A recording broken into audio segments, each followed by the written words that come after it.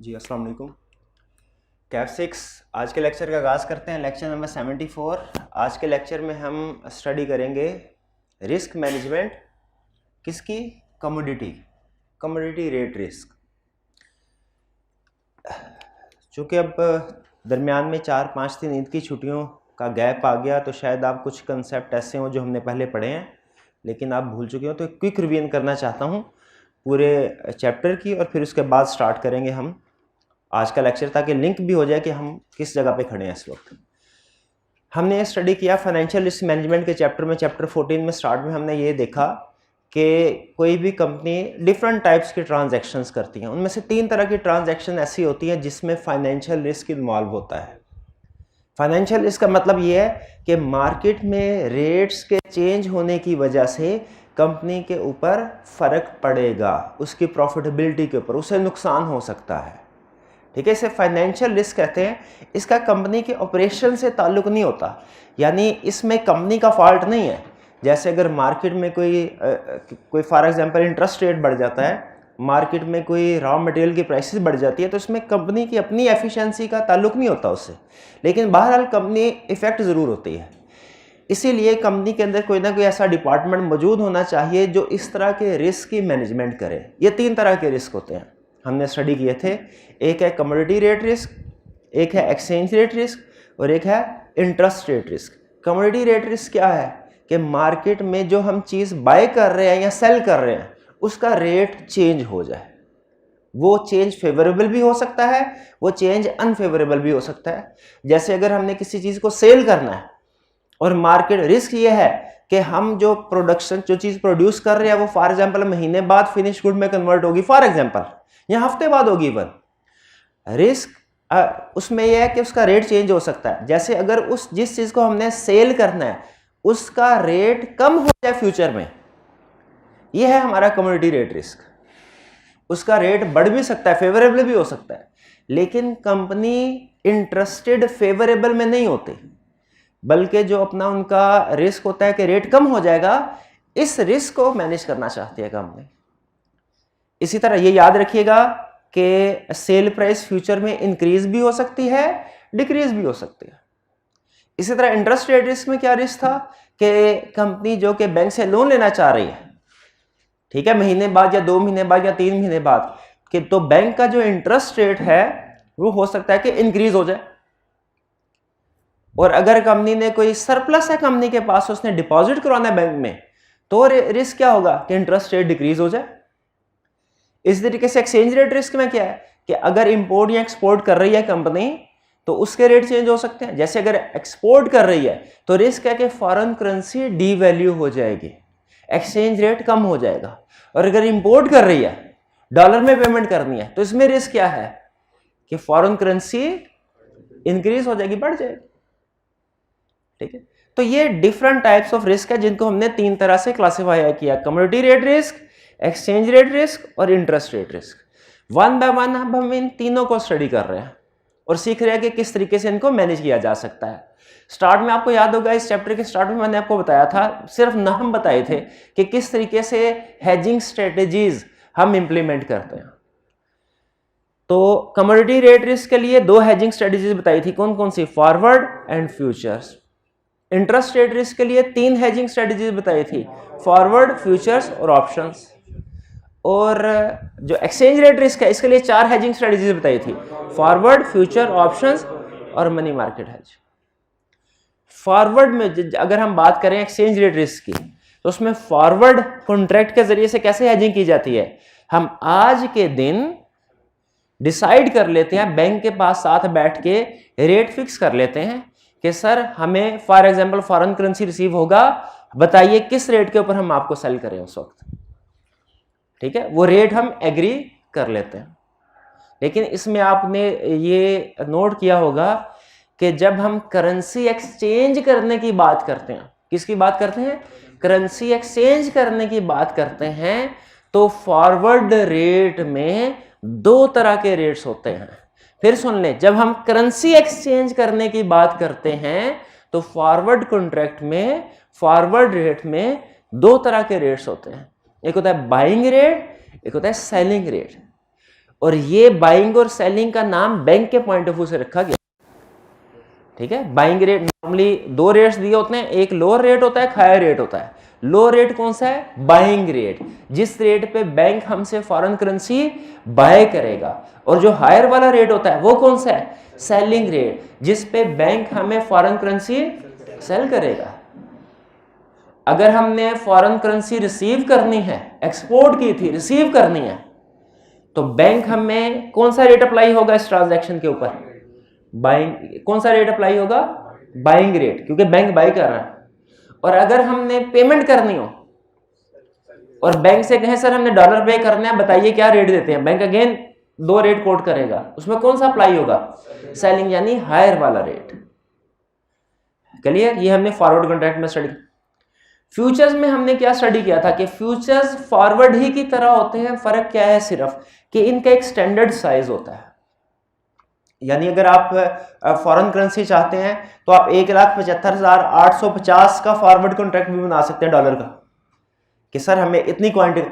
लेकिन अगर future market में जाए तो फ्यूचर मार्केट स्टैंडर्डाइज्ड होती है, स्टॉक एक्सचेंज पे लिस्टेड होते हैं फ्यूचर्स, फॉरवर्ड लिस्टेड नहीं होते हैं।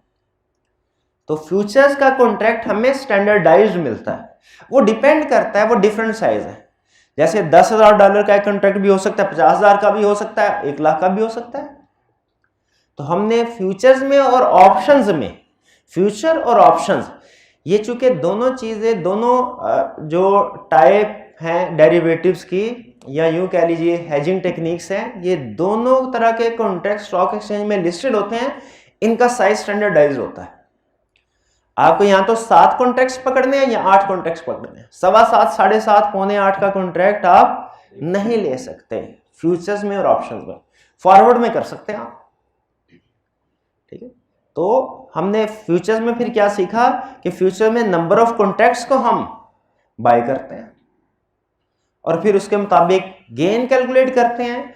और गेन कैलकुलेट करने का फार्मूला क्या है हमारा, कि हम नंबर ऑफ कॉन्ट्रैक्ट्स को साइज ऑफ कॉन्ट्रैक्ट से मल्टीप्लाई करते हैं और फिर जितना डिफरेंस होता है रेट का उससे मल्टीप्लाई करते हैं, हमारा टोटल गेन कैलकुलेट हो जाता है। इसी तरह ऑप्शंस में हमने सीखा। ठीक है, अब ऑप्शंस में एक प्रॉब्लम, 2 तरह की प्रॉब्लम्स आती थी। एक तो सिंपल है ना, सिंपल केस क्या है कि आपने जिस करेंसी में पेमेंट करनी है उसी करेंसी का ऑप्शंस कॉन्ट्रैक्ट मौजूद है। ऑप्शन की अगर हम बात करें, अगर तो जिस करेंसी में डॉलर में आपने पेमेंट करनी है और डॉलर का ही ऑप्शंस कॉन्ट्रैक्ट मौजूद है, तो फिर तो बहुत सिंपल है। आप वो ऑप्शन कॉन्ट्रैक्ट्स जो है उनको बाय करते हैं और मैच्योरिटी डेट के ऊपर उनकी सेटलमेंट हो जाती है। लेकिन प्रॉब्लम कहां आती है?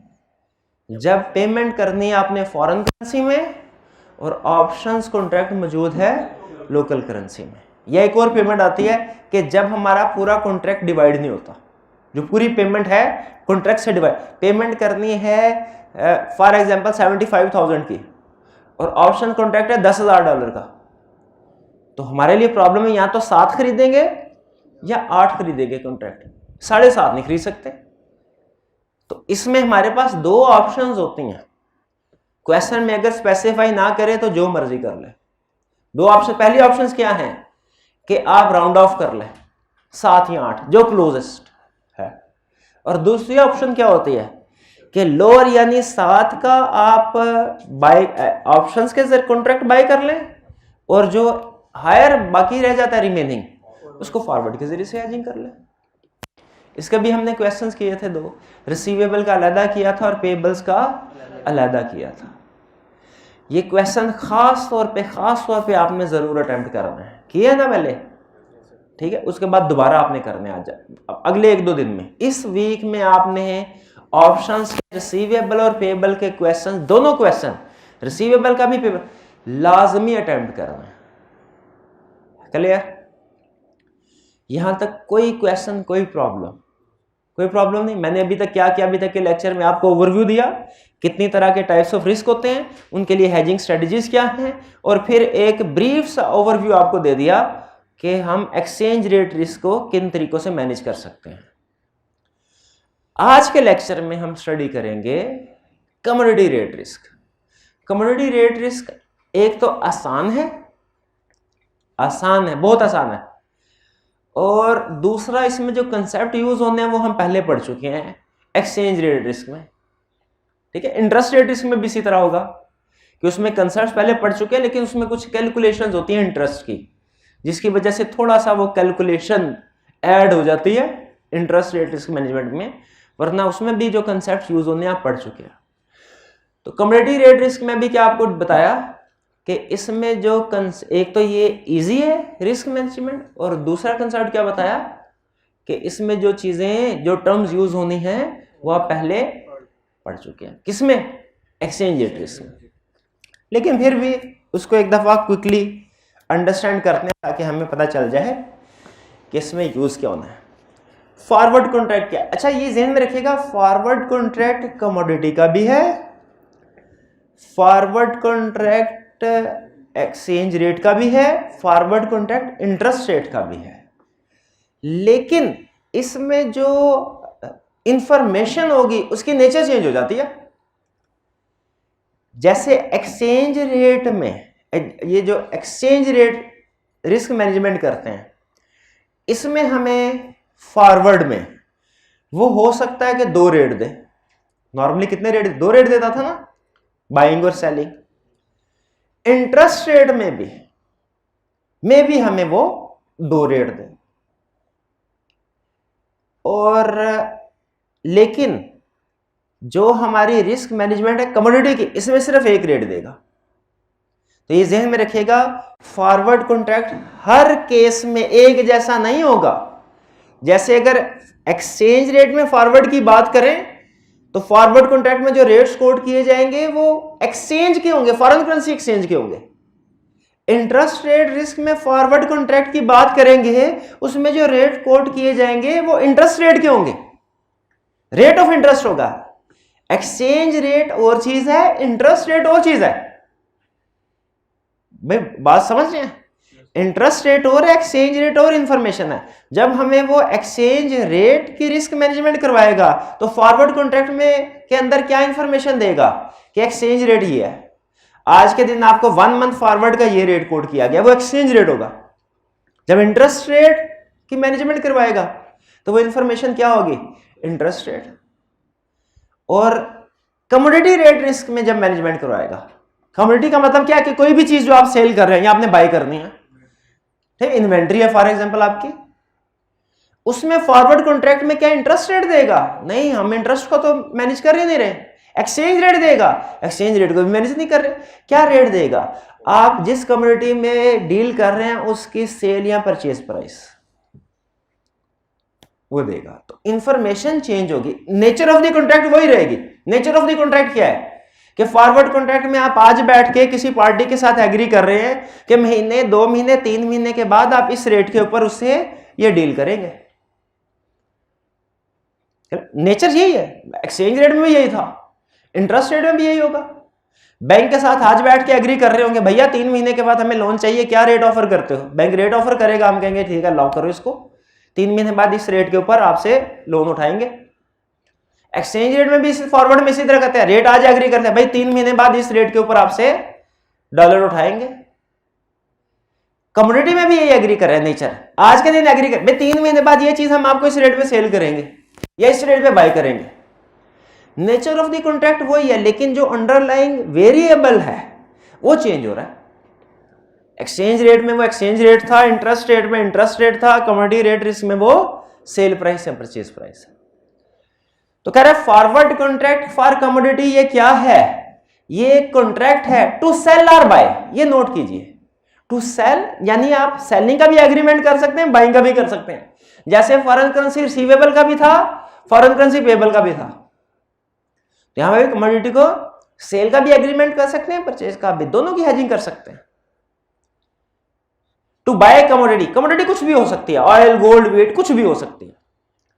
At predetermined rate in future, के फ्यूचर में एग्रीमेंट किया जाएगा प्री डिटर्मिन्ड रेट पे।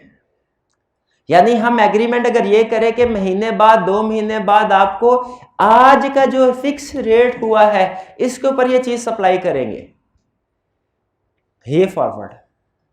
रेट आज फिक्स हो गया। Forward contracts are traded in over the counter market. Over the counter का मतलब होता है out of stock exchange, out of stock exchange. Stock exchange यानी इंडिविजुअल्स के साथ या इंस्टीट्यूशंस के साथ, स्टॉक एक्सचेंज में नहीं। जो फॉरवर्ड कॉन्ट्रैक्ट होते हैं ये प्राइवेटली डील किए जाते हैं। OTC means through a dealer other than stock exchange. Stock exchange के अलावा किसी डीलर से आप एग्रीमेंट करते हैं। भाई यहां तक फॉरवर्ड कॉन्ट्रैक्ट समझ आ गया आपको? अच्छा, एक चीज ध्यान में रखिएगा, ये इसको ना हम आपकी बुक में टर्म यूज नहीं, लेकिन फॉरवर्ड, फ्यूचर्स और ऑप्शंस, इन तीनों को कलेक्टिवली हम कहते हैं डेरिवेटिव्स। डेरिवेटिव्स। तो कभी कभार अगर मेरे मुंह से लफ्ज डेरिवेटिव निकल जाए तो इसका मतलब आपने क्या लेना है कि फॉरवर्ड, फ्यूचर, ऑप्शन कलेक्टिवली इनकी बात हो रही है। ये जो डेरिवेटिव कॉन्ट्रैक्ट्स होते हैं ये नॉर्मल कॉन्ट्रैक्ट नहीं होते। ये बड़ा बारीक पॉइंट है, इसको समझिएगा, इसको समझिएगा। अब जो कंसेप्ट आपने लेके चलना है ना वो ये जो मैं आपको बताने जा रहा हूं। ये भाईजान है, ये मैंने इनको 3 महीने के बाद कोई चीज बेचनी है, जरा गौर से सुनिएगा। 3 महीने बाद एक चीज बेचनी है, मैंने इनके साथ एग्रीमेंट किया, हाँ भाईजान हम एसी बनाते हैं, 3 महीने बाद 100 एसी खरीदते हैं। इनका खरीदते हैं, इनका किस प्राइस पे? इन्होंने कहा जी सर 1 लाख पे। इनका एग्रीमेंट करो। ये हमारा एग्रीमेंट हो गया। याद रखिए ये फॉरवर्ड एग्रीमेंट नहीं है। हालांकि फॉरवर्ड एग्रीमेंट की सारी कंडीशन पूरी हो रही है। हम आज के दिन एग्री कर रहे हैं, 3 महीने बाद डिलीवरी होगी, रेट आज फिक्स कर दिया है। ये फॉरवर्ड एग्रीमेंट। जो डेरिवेटिव कॉन्ट्रैक्ट्स होते हैं ना ये फिजिकल गुड्स में सेटल नहीं किए जाते, कैश में सेटल किए जाते हैं। अगर यही कॉन्ट्रैक्ट मैं इनके साथ इस तरीके से कर लूं, अब भाईजान एसी की प्राइस बताइए 3 महीने बाद क्या होगी? इन्होंने कहा 1 लाख। मैंने कहा नहीं होगी 1,20,000। उन्होंने कहा एग्रीमेंट कर ले मेरे साथ। अच्छा, हम एग्रीमेंट क्या करेंगे? क्योंकि जो आपने लॉ में पढ़ा हुआ है, जो वेजरिंग एग्रीमेंट होता है वो तो नहीं कर सकते। हम एग्रीमेंट क्या करेंगे? तो बाय डेफिनेशन अगर आप देखें ना डेरिवेटिव सारे वेजरिंग की तरफ जाते हैं। मैं इनके साथ एग्रीमेंट क्या, 3 महीने के बाद 1 लाख रुपए के हिसाब से आपको मैं 50 एसी सप्लाई करूंगा। एग्रीमेंट ये हुआ। 3 महीने के बाद एसी की प्राइस गई 1,20,000 पे। मुझे फायदा हुआ कि नुकसान? प्राइस नुकसान हो गया, क्योंकि मैं इनके साथ एग्रीमेंट कर चुका हूं 1 लाख का। मार्केट में प्राइस 1,20,000 है। अब मेरे पास एक ऑप्शन तो यह है मैं मार्केट से 1,20,000 के एसी उठाऊं 50 और इनको 1 लाख में बेच दूं। कॉन्ट्रैक्ट पूरा हो गया। अगर रियल कॉन्ट्रैक्ट हो ना कमर्शियल तो इस तरीके से पूरा किया जाता है डिलीवरी के साथ। डेरिवेटिव कॉन्ट्रैक्ट इस तरीके से पूरे नहीं किए जाते। डेरिवेटिव कॉन्ट्रैक्ट कैसे पूरे किए जाते हैं? मैं कहता हूं भाई छोड़ो उसको, ठीक है, ऊपर वाला कितना 20,000, ये लो 20,000 मल्टीप्लाई बाय 50 का एग्रीमेंट हुआ था, 20,000 मल्टीप्लाई 50, ये लो 10 लाख रुपए। ये लो 10। मुझे नुकसान उतना ही हुआ जितना कि एक्चुअल डिलीवरी के केस में होता, लेकिन ये सेटलमेंट कैसे हुई है? Against cash. डेरिवेटिव्स हमेशा कैश में सेटल्ड होते हैं। डेरिवेटिव्स हमेशा कैश में सेटल्ड होते हैं। इसलिए ध्यान में रखिएगा क्वेश्चन के अंदर आपको 2 तरह के कॉन्ट्रैक्ट्स दिए जाते हैं, 2 तरह के। एक ये ओरिजिनल कॉन्ट्रैक्ट कि मैंने इन भाईजान के साथ कॉन्ट्रैक्ट किया 1 लाख रुपए में सेल करने का। अब मुझे डर है कि प्राइस बढ़ सकती है, तो मैंने इनके साथ क्या एग्रीमेंट कर लिया, मैं इनके साथ दूसरा एग्रीमेंट फॉरवर्ड का कर लूंगा ताकि मेरा रेट फिक्स हो जाए। अब होगा क्या, प्राइस में चेंज आने की वजह से अगर मुझे मेन कॉन्ट्रैक्ट पे नुकसान होता है तो ये डेरिवेटिव वाले कॉन्ट्रैक्ट पे क्या होगा?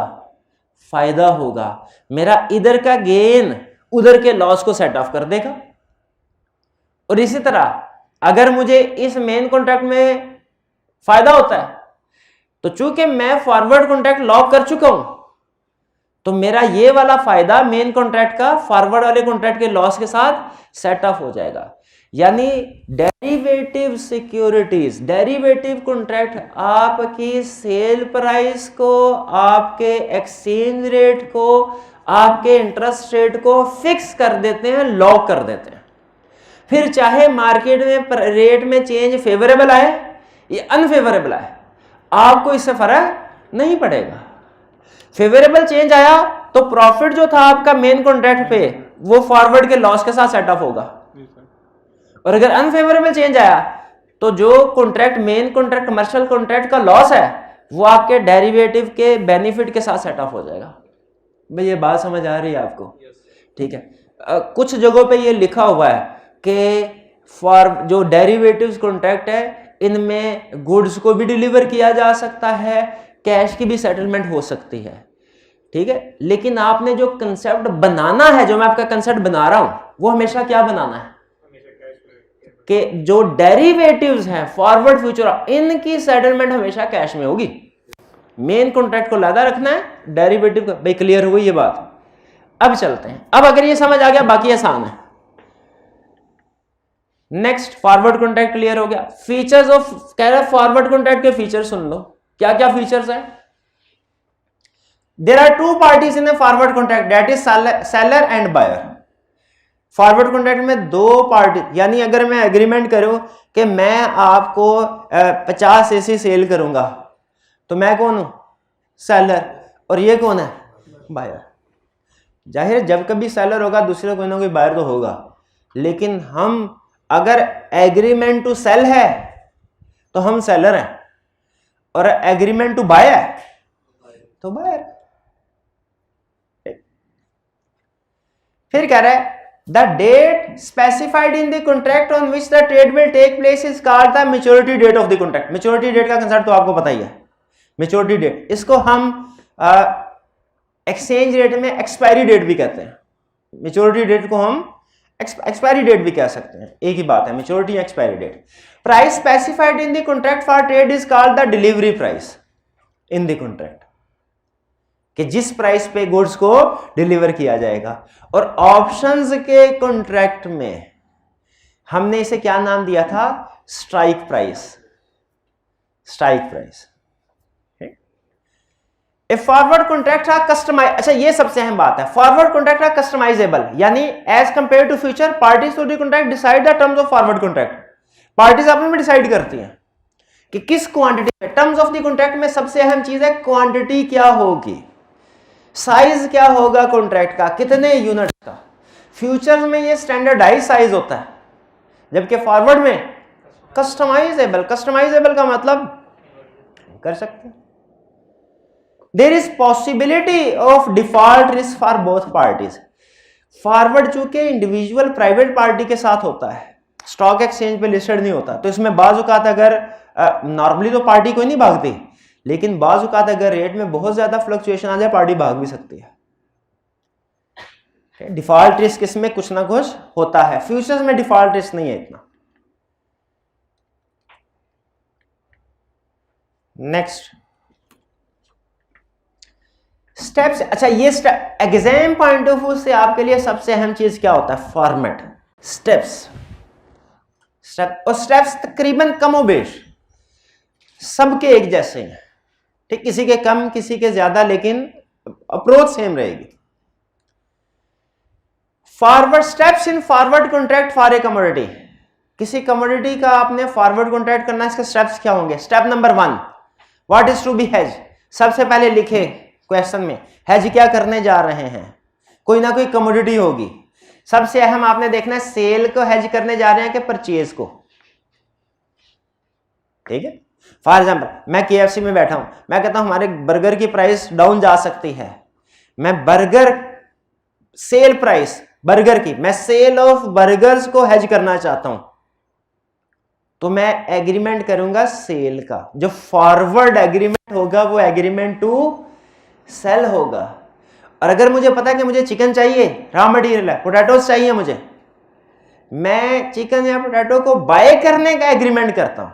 मुझे खतरा है 3 महीने बाद मेरी रॉ मटेरियल की प्राइसेस बढ़ सकती हैं, मैं इनको लॉक करना चाहता हूं फॉरवर्ड कॉन्ट्रैक्ट के जरिए से।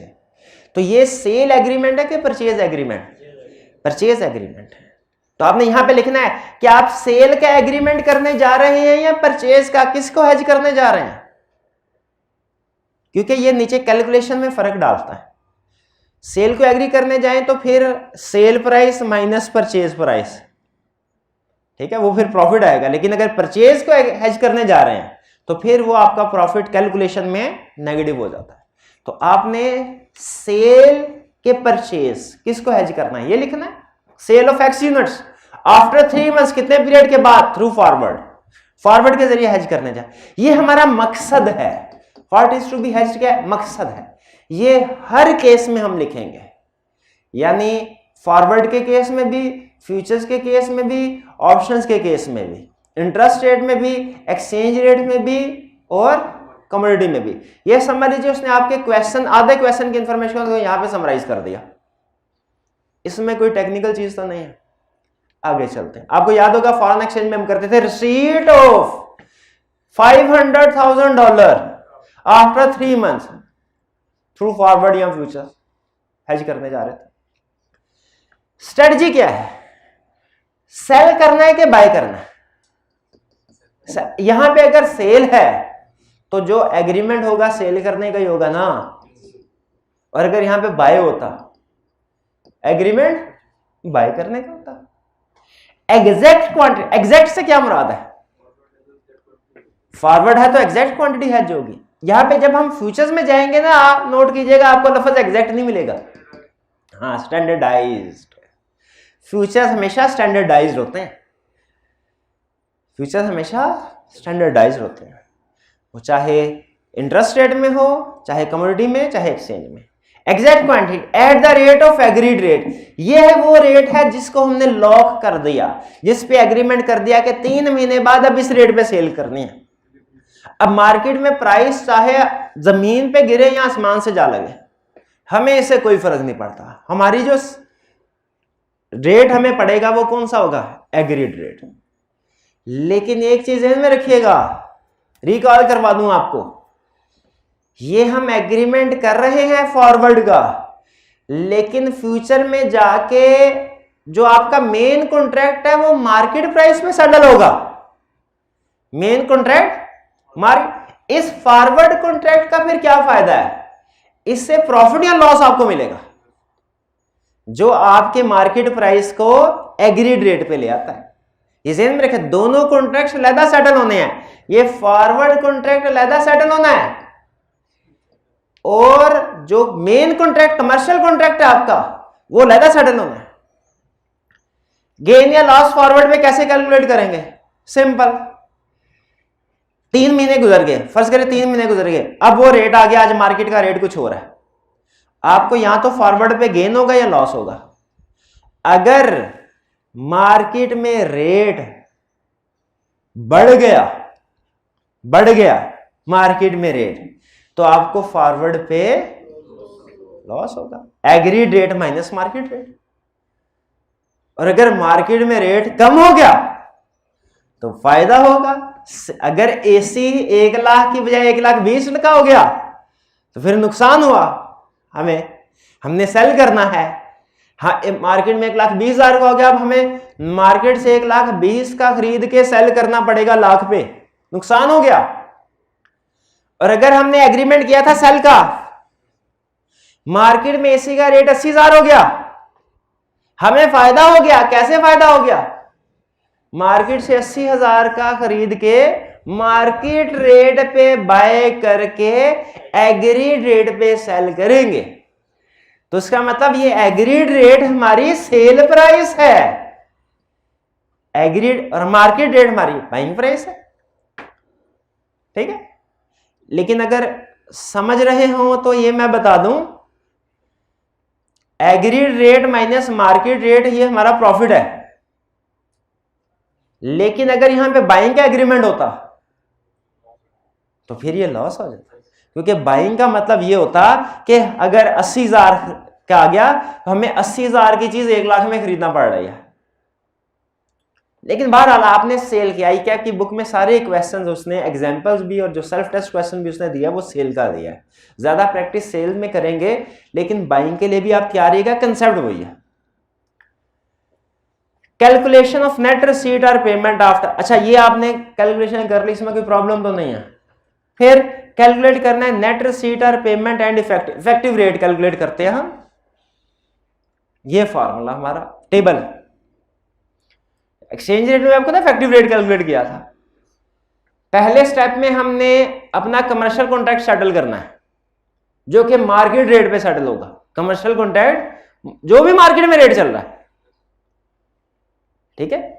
अब फिर दूसरे स्टेप में हमने गेन है फॉरवर्ड पे तो उसको ऐड करना है, और अगर लॉस है उसको ये गेन या लॉस आपको हेज करवाता है, यानी मार्केट रेट से आपको कॉन्ट्रैक्ट रेट पे ले आएगा। क्या चीज?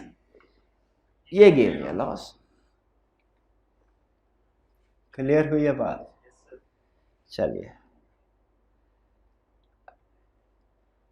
ये अब ऐसा करते हैं, हम आई कैप का एक क्वेश्चन प्रैक्टिस कर लेते हैं, ठीक है। ये पॉज कीजिएगा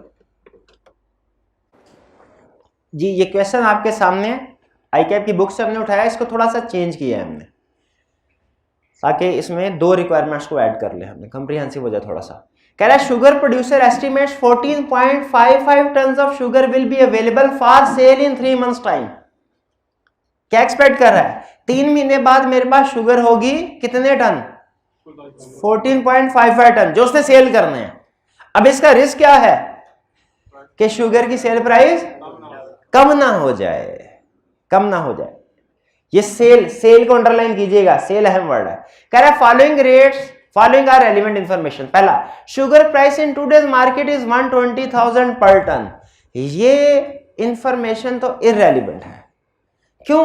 क्योंकि हम आज के दिन तो सेल कर ही नहीं रहे, और दूसरा 3 महीने बाद जो सेल एग्रीमेंट करेंगे वो इस स्पॉट रेट पे थोड़ा ही होगा, वो तो रेट डिफरेंट होगा ना। अगर एक्सपेक्ट, अब मुझे बताइए अगर पेट्रोल की प्राइस आ जाए फॉर एग्जांपल 200 रुपए लीटर, और मैं 3 महीने बाद पेट्रोल खरीदना चाह रहा हूं, मुझे जो सेलर है पेट्रोल का वो 200 का ऑर्डर देगा क्या? वो एस्टिमेट करेगा यार 3 महीने बाद पेट्रोल की प्राइस किधर जाएगी, वो उसके मुताबिक 500 चले, वो उसके मुताबिक एग्रीमेंट मुझे रेट कोट करेगा। तो आज का जो स्पॉट प्राइस है, इसको स्पॉट प्राइस कहते हैं ना, आज की जो स्पॉट प्राइस है ये मेरे फॉरवर्ड कॉन्ट्रैक्ट के लिए इररेलेवेंट है। मुझे जो कोट करेगा दूसरा बंदा, दूसरी पार्टी जिसके साथ मैं फॉरवर्ड कॉन्ट्रैक्ट कर रहा हूं, वो ये इंफॉर्मेशन, ये रेट कोट नहीं करेगा, spot rate. Forward contracts on 1 ton of sugar with 3 months to expiry is available at ₹130,000। अब ये बताइए क्या इंफॉर्मेशन है, क्या कह रहा है कि 3 महीने के बाद जो डिलीवर हो रहे हैं, जो कॉन्ट्रैक्ट हो रहे हैं ना 3 महीने बाद डिलीवरी के, शुगर की 3 महीने बाद डिलीवरी के जो कॉन्ट्रैक्ट्स हो रहे हैं किस रेट पे हो रहे हैं? इंफॉर्मेशन समझ आ रही है? शुगर की 3 महीने बाद डिलीवरी के कॉन्ट्रैक्ट्स किस रेट पे हो रहे हैं? 1,30,000 पे। इसका मतलब मैंने एग्रीमेंट करना है, अगर फॉरवर्ड एग्रीमेंट करना है तो रेट कौन सा लॉक होगा? 1,30,000। कह रहे after 3 months price of sugar is 1,15,000 पर टन। 3, ये है spot price on maturity, spot price on expiry, ये है फॉरवर्ड रेट। फॉरवर्ड रेट ये है 3 महीने का, ये स्पॉट रेट है ऑन मैच्योरिटी, और ये कौन सा रेट है? Spot rate today. फर्क समझ आ रहा है ना? ये इंफॉर्मेशन, ये टर्म्स, इसके साथ फेमिलियर होना आपने। Correct, calculate net proceeds to be received by sugar producer if part a forward contract is not used by sugar producer to hedge its risk. अगर प्रोड्यूसर फॉरवर्ड कॉन्ट्रैक्ट को use नहीं करता तो फिर क्या होगा? उसे अपनी 14.55 टन शुगर किस रेट पे बेचनी पड़ेगी? किस रेट पे? 115 पे। कैलकुलेट करें, इस सूरत में इसे नेट कितनी अमाउंट रिसीव होगी? Simple, 14.55 ton multiplied by 115,000, 1673250। इसको आप नोट कर लें, 167 यानी विदाउट हेजिंग, विदाउट hedging या विदाउट फॉरवर्ड, विदाउट फॉरवर्ड कितने पैसे मिलेंगे, कितने पैसे मिलेंगे?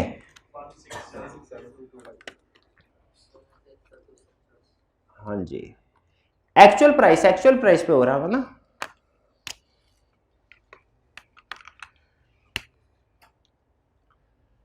$14.55 टन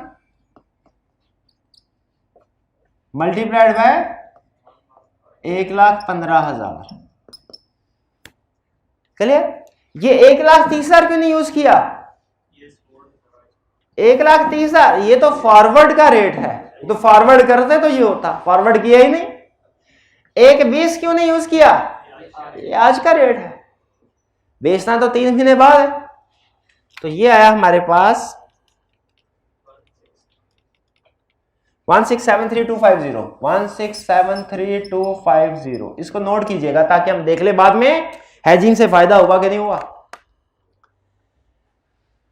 अब हमने फॉर्मेट देखें, आप इस चैप्टर में सारा कुछ भूल जाएं कोई प्रॉब्लम नहीं है, क्योंकि कंसेप्ट थ्योरी थोड़ी पूछेगा, वो हेजिंग पूछेगा। फॉर्मेट नहीं भूलने आपने। Step number 1 not is to be hedged. क्या हेज करने जा रहे हैं?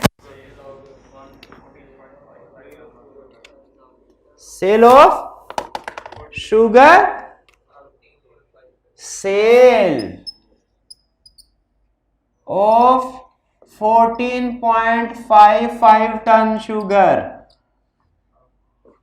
after 3 months through forward। Clear? Strategy क्या है? सेल एग्जैक्ट क्वांटिटी, यानी sell 14.55 at the rate of agreed क्या हुआ है? 1,30,000। एंड वाले भाई नजर आ रहा है आपको? ये आज मार्कर थोड़ा लाइट है, नजर आ रहा है ना आपको? कैमरा में नजर आ रहा है ये number? Eight the rate of 130,000। Clear? अब गेन या लॉस क्या हुआ? गेन या लॉस किसके इक्वल है? Quantity multiplied by agreed rate minus market rate. ये फार्मूला याद है? क्वांटिटी कितनी है?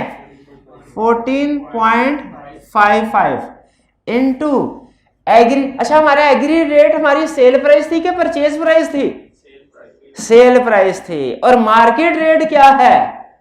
मार्केट रेट वो बाइंग प्राइस है, वो जो बंदा हमें सेल कर रहा होगा। हमने इसको एग्रीमेंट किया ना सेल करने के लिए, तो इसका मतलब यह हुआ हमें इस कॉन्ट्रैक्ट के ऊपर फायदा हुआ। क्या फायदा हुआ? हम मार्केट में 1,15,000 वाली चीज 1,30,000 में बेच रहे हैं। अब मार्केट में 1,15,000 वाली चीज तो भाई ऐसे ही हो रहा है ना, तो इस कॉन्ट्रैक्ट में फायदा हुआ कि नुकसान हुआ? फायदा हुआ। फायदा कैसे हुआ? मार्केट में 1,15,000 वाली चीज 1,30,000 में बेच रहे हैं। लेकिन अगर यही वो कहता मार्केट प्राइस हो गई 1,45, फिर नुकसान कैसे नुकसान होता? मार्केट में 1,45,000 वाली चीज हम सेल कर रहे हैं 1,30,000 में। तो ये थोड़ी, वैसे तो मैथमेटिकली आपको पता चल ही जाएगा कि जवाब पॉजिटिव आया तो गेन है और नेगेटिव आया तो लॉस है। मैथमेटिकली तो पता चल ही जाएगा, लेकिन थोड़ा सा आपने कॉमन सेंस को भी हाजिर रखना है कि जवाब गेन आना चाहिए कि लॉस आना चाहिए। थोड़ा कॉमन सेंस को भी हाजिर रखना है। इसमें जवाब गेन आना चाहिए कि लॉस आना चाहिए? कैसे गेन आना चाहिए? क्योंकि मार्केट में 1,15,000 वाली चीज हम 1,30 में सेल कर रहे हैं। 1,15 वाली चीज 1,30 में सेल कर रहे हैं। अगर यही एग्रीमेंट बाय का हो जाता ना, लॉस हो जाता कि 1,15 वाली चीज 1,30 में बाय कर रहे होते हैं। ठीक है? एग्री रेट क्या है? 1,30,000 माइनस मार्केट रेट। मैथ जो आप पॉजिटिव आया तो गेन है, नेगेटिव आया तो लॉस है। कितना है? 218250, ये गेन है। क्लियर? गेन है तो यहां पे ऐड कर दो। अच्छा अगर लॉस होता तो लेस करते हैं, गेन है तो ऐड कर दो यहां पे 218। जब आप एडवांस लेवल पे पहुंच जाएंगे ना तो आपको इजाजत होगी कि ये वाली कैलकुलेशन यहां पे भी शो कर सकते हैं डायरेक्ट ही, ये स्टेप को मिट भी कर सकते हैं, लेकिन चूंकि बेस बन रही है तो हम स्टेप को कंप्रीहेंसिव रख रहे हैं। ये असल में इसकी वर्किंग है। ये क्लियर हो गया? अच्छा अब बताएं, अब हमने ये तो हो गया डेरिवेटिव की सेटलमेंट कैश में। हमें उस बंदे ने हाथ जोड़ के कहा ये भाई पैसे पकड़ो और मेरा तुम्हारा कॉन्ट्रैक्ट खत्म। मेन कॉन्ट्रैक्ट किस पे सेटल होगा? स्पॉट पे, जो उस दिन का 3 महीने बाद वाला, 3 महीने बाद वाला स्पॉट एक्सपायरी वाला 14.55 टन। इसकी वर्किंग क्या होगी? 14.55 ton at the rate of market क्या है? 1,15,000। 1,15,000। अब ये बताइए कितना हुआ? 167,250 और नेट रिसीट कितनी आ गई? दोनों को ऐड कर दें 189,1,500, ये आ गई नेट रिसीट। और इफेक्टिव रेट कितना निकला? Net receipt divided by quantity 14.55, 130,000 ये ले। अच्छा ये देखिए, इसको थोड़ा सा समझे कि मार्केट में रेट गिर गया था, मार्केट में रेट गिर गया था, ठीक है। अगर इसने हेजिंग ना की होती ना तो इसको यही रेट मिलता, लेकिन हेजिंग करने की वजह से क्या हुआ, इसे उससे फायदा होगा और रेट वही आ गया। और अगर मार्केट में रेट चढ़ जाता तब भी आंसर यही आता, तब इसको यहां पे प्रॉफिट होता। लेकिन हेजिंग का मतलब यही है ना, आपको फेवरेबल चेंज से अनफेवरेबल चेंज से बचाया तो फेवरेबल चेंज से भी बचा देती है, यानी फेवरेबल चेंज भी नहीं आता। क्लियर हुआ? फॉरवर्ड ने कैसे काम किया, फ्यूचर कैसे काम करेगा? फ्यूचर एग्जैक्टली इसी तरीके से काम करेगा, ठीक है। ये सारी चीजें वही है, ठीक है। हाँ, सिर्फ फर्क क्या करना है आपने कि अब इसमें एक स्टेप ऐड हो जाएगा, number of future contracts required. यहां पे अब जो फ्यूचर कॉन्ट्रैक्ट्स होंगे वो आपने टोटल क्वांटिटी को डिवाइड करना है साइज ऑफ ईच फ्यूचर से, और आपको राउंड ऑफ करना पड़ेगा। राउंड ऑफ क्यों करना पड़ेगा? क्योंकि फ्यूचर्स का जो होता है साइज स्टैंडर्डाइज्ड होता है, ठीक है।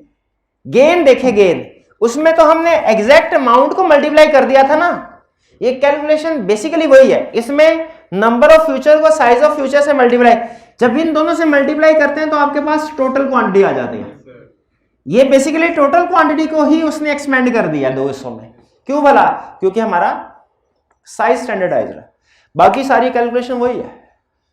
तो एक फ्यूचर का भी क्वेश्चन कर लें अब।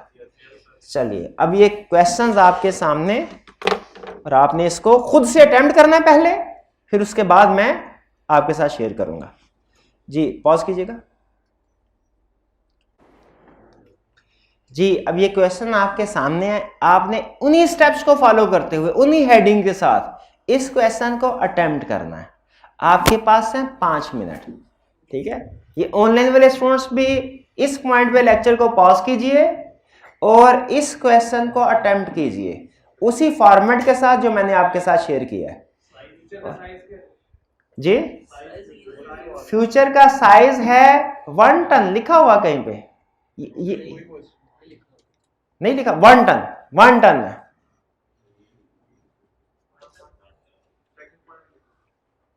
शुगर फ्यूचर कॉन्ट्रैक्ट लिखा हुआ है, future contract on 1 ton of sugar, ठीक है, 1 टन। जी स्टार्ट कीजिए, पास कर दीजिएगा। जी अब जो आपने क्वेश्चन अटेम्प्ट किया उसे कंपेयर कीजिएगा। सबसे पहले what is to be hedged, hedge क्या करने जा रहे हैं हम, sale of 14.55 ton of sugar at the rate of through futures in 3 months, लिखना भूल गया, इन 3 मंथ्स।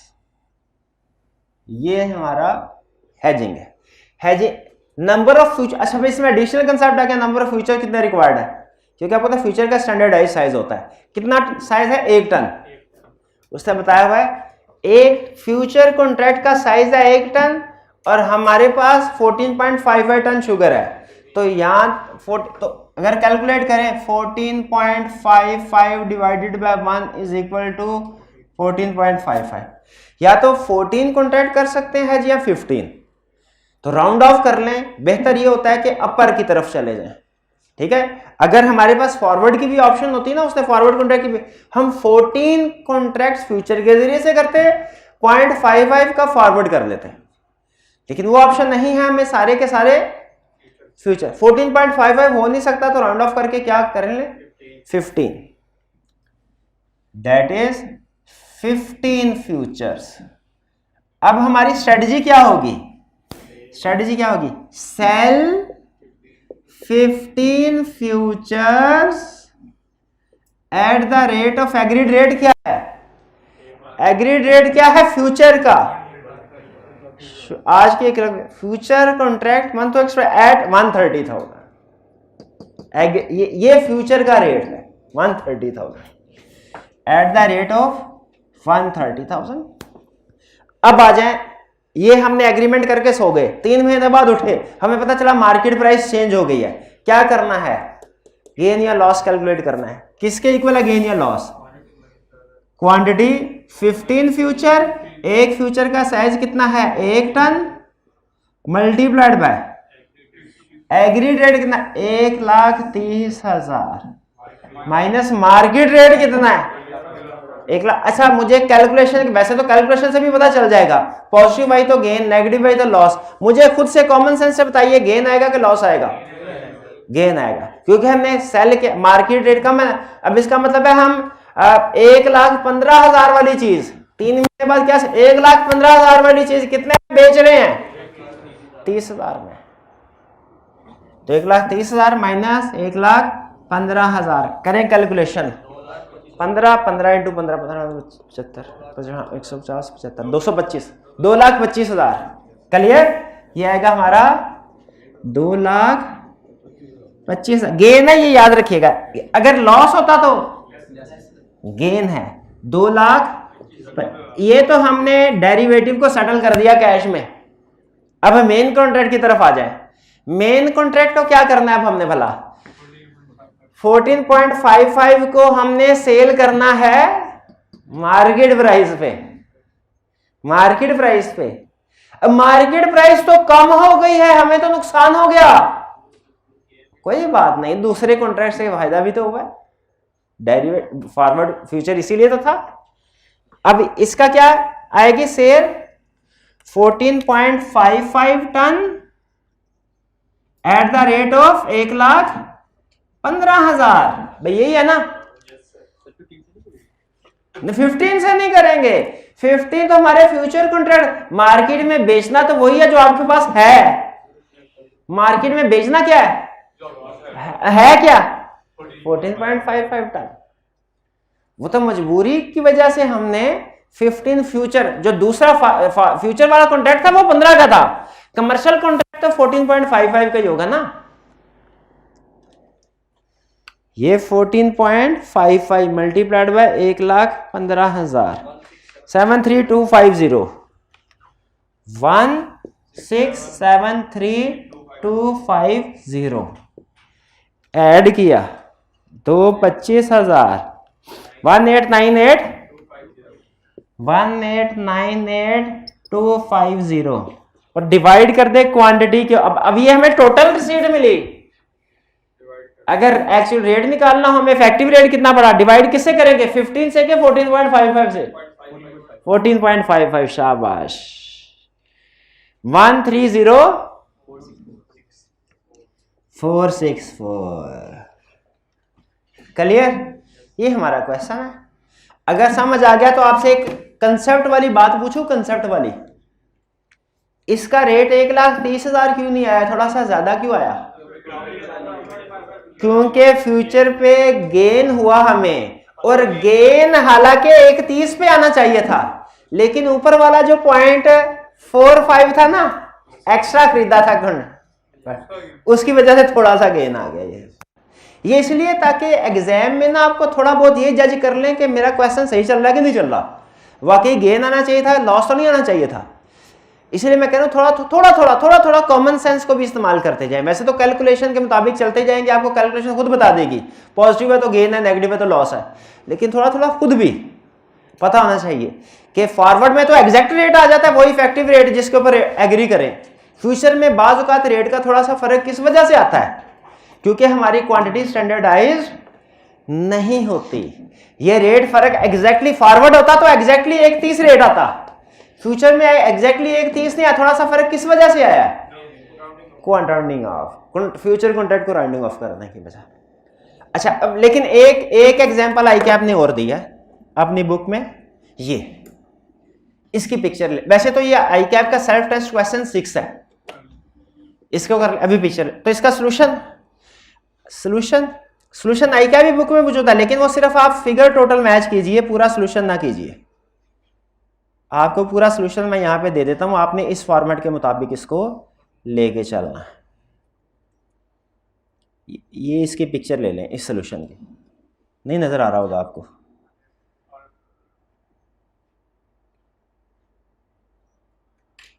अब नजर आ रहा है कोई? बस ये इसी की पिक्चर ले लें, ये काफी है।